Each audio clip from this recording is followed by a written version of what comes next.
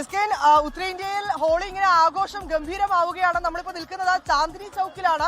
ഇവിടെയുള്ള ഒരു പുരാതനമായ ഗൗരി ശങ്കർ മന്ദിറുണ്ട്. ഇന്ന് ഈ ഉത്തരേന്ത്യൻ ക്ഷേത്രങ്ങളിലൊക്കെ പ്രത്യേക പൂജയും ഒപ്പം തന്നെ പ്രാർത്ഥനയും ഒക്കെയാണ് നടക്കുന്നത്. അതിന് മുൻപിൽ ഈ ചാന്ദിനി ചൗക്കിന്റെ വഴികളിലേക്കൊക്കെ വരുമ്പോൾ നമുക്ക് കാണാൻ കഴിയുന്ന പോലെ ഹോളി ഇങ്ങനെ വലിയ രീതിയിൽ ആഘോഷിക്കുകയാണ്. നിറങ്ങളുണ്ട്, അവർ മധുരം പങ്കുവെച്ചും ഒക്കെ ഹോളി ആഘോഷിക്കുകയാണ്. വളരെ എങ്ങനെയുണ്ട്? ആദ്യം ഹാപ്പി ഹോളി. Happy holy. ഈ ഡൽഹിയിലെ ഹോളി ആഘോഷങ്ങൾ തുടങ്ങുന്നത് ഈ ക്ഷേത്രത്തിന്റെ മുന്നിൽ വെച്ചാണ്.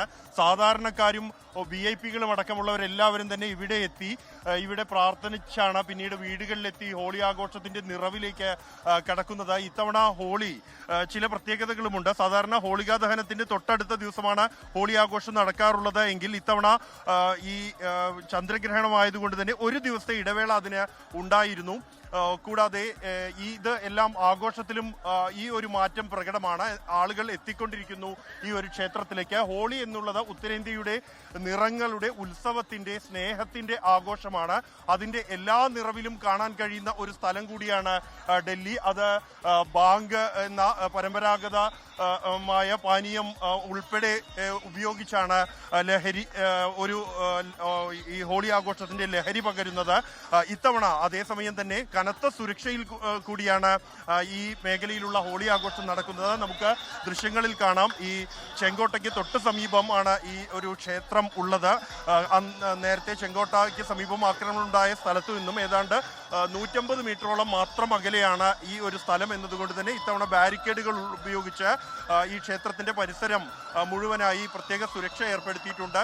കേന്ദ്ര സേനാംഗങ്ങൾ ഉൾപ്പെടെ ഇവിടെ വിന്യസിച്ചിട്ടുണ്ട് ആഘോഷങ്ങളുടെ ഭാഗമായി. എന്തായാലും കർശന സുരക്ഷയിലും ആഘോഷങ്ങൾക്ക് യാതൊരു കുറവുമില്ല. വലിയ നിയന്ത്രണങ്ങൾ ഏർപ്പെടുത്തിയിട്ടുണ്ട്. മെട്രോയ്ക്ക് ഉൾപ്പെടെ നിയന്ത്രണമുണ്ട്. എന്തായാലും ആഘോഷത്തിലേക്ക് കടക്കുകയാണ് ഡൽഹി, അല്ലേ വിനീത? തീർച്ചയായും അങ്ങനെ തന്നെയാണ്. ഡൽഹി മാത്രമല്ല, ഉത്തരേന്ത്യയിൽ മൊത്തത്തിൽ വലിയ ആഘോഷമാണ്. ഡൽഹി മെട്രോ ഇന്ന് ഉച്ചയ്ക്ക് ശേഷം 2:30-ക്ക് ശേഷം മാത്രമാണ് ഇന്ന് സർവീസ് നടത്തുക. വലിയ സുരക്ഷാ ക്രമീകരണങ്ങൾ ബലറാം സൂചിപ്പിച്ചതുപോലെ തന്നെ നമുക്ക് പിന്നിൽ കാണാൻ കഴിയുന്ന പോലെ വലിയ സുരക്ഷാ ക്രമീകരണങ്ങളുടെ കൂടി പശ്ചാത്തലത്തിലാണ് ഇത്തവണത്തെ ഈ ഹോളി ആഘോഷങ്ങൾ എന്നുള്ളത്. ഈ ആഘോഷങ്ങൾ ഒരിക്കലും അതിരുവിടരുതെന്നും അത് പൊതുജനങ്ങൾക്ക് ശല്യം ഉണ്ടാകരുതെന്നും ഒരു നിർദ്ദേശം കൂടിയാണ് കൊടുത്തിരിക്കുന്നത്. ബലറാം, ഇപ്പൊ നമ്മളുടെ ഡൽഹി ബ്യൂറോയിൽ എങ്ങനെയാണ് ഇന്ന് ആഘോഷങ്ങളൊക്കെ ഉണ്ടാകുമോ? തീർച്ചയായും ഡൽഹി ബ്യൂറോയുടെയും ആഘോഷങ്ങൾ ഇനി തുടങ്ങിയാണ്. ഇവിടെ നിന്ന് അങ്ങ് തുടങ്ങുന്നു.